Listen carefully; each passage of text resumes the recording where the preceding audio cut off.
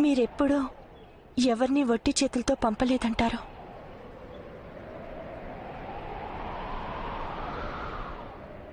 నాకు కూడా మీరు దానం ఇవ్వగలరా? కానీ ప్రస్తుతం నీకు దానం ఇచ్చేందుకు నా వద్ద ఏమీ లేదు వృషాలి.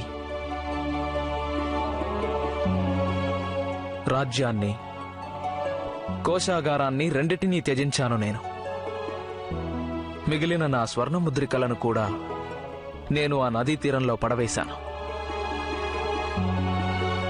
రాజ్యాన్ని త్యజించిన తర్వాత తమ వద్ద మిగిలి ఉన్నది ఏదైనప్పటికీ దానిని దానంగా పొందాలనేది నా కోరిక.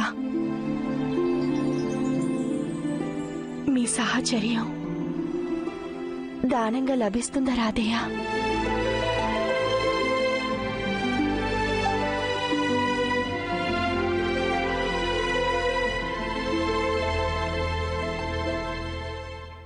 నాతో జీవితం కఠినంగా ఉంటుంది వృషాలి. మీ సాహచర్యంలో జీవితంలోని కాఠిన్యం కరిగిపోతుంది రాధేయ. నాకు తోడుగా ఉంటారా?